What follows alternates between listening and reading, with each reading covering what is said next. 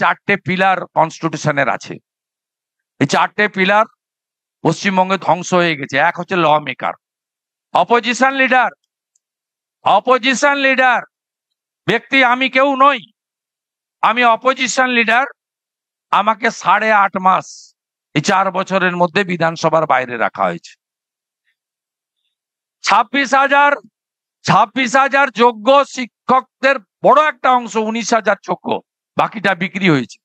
তাদের যোগ্য শিক্ষকদের শিক্ষাকর্মীর পক্ষে কথা বলতে গেছিলেন শিক্ষক মনোজ ওরাও। উনি একজন ইয়াং, একজন শিক্ষক এবং একটা এসটি লিডার, প্রমিনেন্ট লিডার, মূলবাসী আদিবাসীদের নেতা। তাকে শুধু সাসপেন্ড নয়, মার্শাল দিয়ে ঘাড় ধাক্কা মেরে বিধানসভার বাইরে এই সেশনে, মনসুন সেশনে বের করানো হয়েছে। অগ্নিমিত্রা পাল ইলেক্টেড এমএলএ, মমতা ব্যানার্জির মতো দুবার বিধানসভায় লড়তে হয়নি। নন্দীগ্রামে হেরে ভবানীপুরে আপনি জ্যান্ত লোককে পদত্যাগ করিয়ে হয়েছেন। অগ্নিমিত্রা পাল অলসো এমএলএ, আপনি অলসো এমএলএ। আপনি তাকে বলছেন আপনার কাছ থেকে ফ্যাশনের অ্যাডভাইস শুনবো, আপনার কাছ থেকে পলিটিক্স শুনবো না। This is the language uttered by the chief minister on the floor of the house. এটা ডেমোক্রেসি? ল মেকাররা প্রোটেক্টেড নয়? এর আগে নরহরি মাহাতোকে মেরেছে, সুশীল বর্মনকে মেরেছে, এর আগে মনোজ টিগ্গার ফ্র্যাকচার করিয়ে দিয়েছে মেরে। আজকে ঠিক একইভাবে শঙ্কর ঘোষ থেকে দীপক বর্মন থেকে যারা হাউসে প্রোটেস্ট করেছিলেন তাদেরকেও একইভাবে মারধর করা হয়েছে, বাইরে ছুড়ে ফেলে দেওয়া হয়েছে। মাননীয় শিখা চ্যাটার্জি মহোদয়া রয়েছেন, মাতৃসভা নারী, তাকে বলছেন আপনি কি করে বেড়ান আমি জানি। অপোজিশন লিডারকে বলছেন humping dumping liar on the floor of the assembly, on record. Humping মানে কি?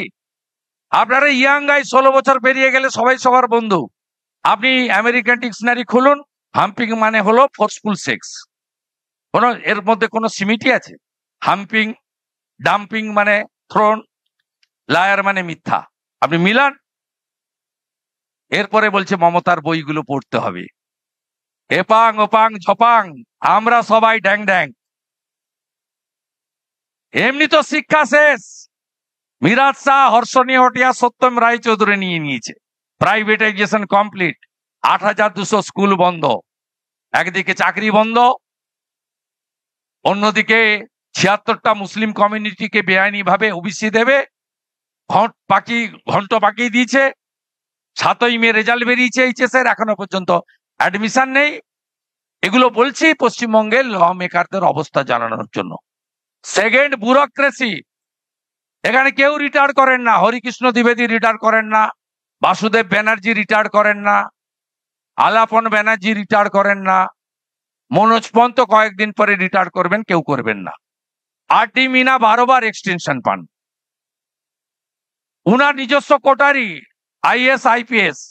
রাজীব কুমার তো বেআইনি ডিজিপি, সঙ্গে তার স্ত্রীকে টেলিকম থেকে আপনার রিজিগনেশন করিয়ে তাকে এখানে ইনফরমেশন কমিশনার করে দিয়েছে। ব্যুরোক্রেসি, যারা মেরুদণ্ড সোজা আছে তাদের অবস্থা খারাপ। মলয়দের মতো লোকেরা উনার কাছ থেকে উচ্ছিষ্ট গ্রহণ করেননি। সঞ্জয় মিত্র, সুব্রত গুপ্তর মতো অফিসাররা রাজ্য ছেড়ে টাটা বাই বাই করে দিল্লি চলে গেছেন। ব্যুরোক্রেসি খতম। সংবিধানের 2য় পিলার। সংবিধানের 3য় পিলার মিডিয়া, আগেই উল্লেখ করেছি। মিডিয়ার অবস্থা আপনারা জানেন। সকালবেলা কোনো খবর কাগজ পড়া যায় না। একটা বহুল প্রচারিত খবর কাগজ, তারা সেকুলারিজমে বিশ্বাস করেন। তারা হরগোবিন্দ দাস, চন্দন দাস হিন্দু হিসেবে খুন হলে লেখেন গোষ্ঠী সংঘর্ষে মারা গেছে। আরে হিন্দু বলে মেরে দিয়েছে, সাহস থাকে লেখো না। আরেকটা কাগজ এই বাইপাসের পাশে, সে নাকি ভগবান ছাড়া কাউকে ভয় করে না, সে মমতা ছাড়া কারোর চটি চাটে না। আর একটা সত্যম রায়চৌধুরীর কাগজ, সে কাগজে লেখা হয় বিজেপি মানে বিষ। এটা হচ্ছে পশ্চিমবাংলার মিডিয়ার অবস্থা। আর 4th হচ্ছে জুডিশিয়ারি। 4 বছরে কি কীর্তি করেছেন? কৌশিক চন্দ্রের এজলাসে, মাননীয় বিচারপতির এজলাসে তালা লাগিয়েছেন। মাননীয় বিচারপতি রাজাশেখর মান্তার বাড়িতে অমিত শাহজি, শুভেন্দু অধিকারীর ছবি ফেলে দিয়েছেন, লাগিয়েছেন। বিশ্বজিৎ বসুর মাননীয় বিচারপতির চেম্বারে হামলা করেছেন। এক্স জাস্টিস অভিজিৎ গাঙ্গুলিকে চ্যালেঞ্জ করেছিল এই ভাটাংশু, বলেছিল আপনি আসুন ময়দানে দেখে নেব। অভিজিৎ গাঙ্গুলি রেজিগনেশন দিয়ে বিজেপি জয়েন করে ময়দানে গিয়ে ওকে হারিয়ে দিয়ে এসছে 80,000 কোটি। অমৃতা সিনহা মহোদয়া বিচারপতি, তার স্বামীর পিছনে পুলিশ লাগিয়ে দিয়েছে।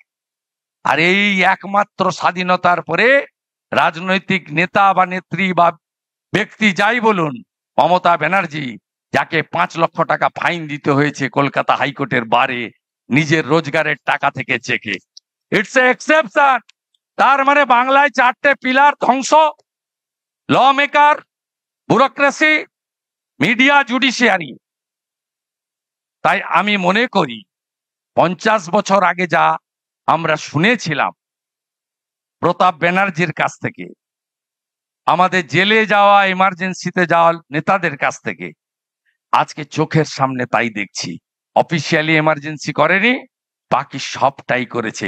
আসুন বাংলার এই এমার্জেন্সির হাত থেকে বাংলার মানুষকে, গণতন্ত্রকে আমরা বাঁচাই।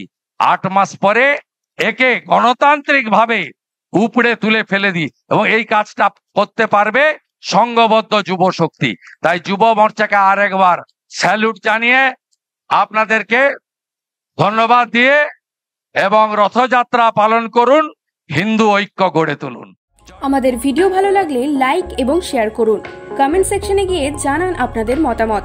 আরও ভিডিও পেতে আমাদের চ্যানেল সাবস্ক্রাইব করুন এবং প্রতি মুহূর্তে খবরের আপডেট পেতে প্রেস করুন বেল আইকন।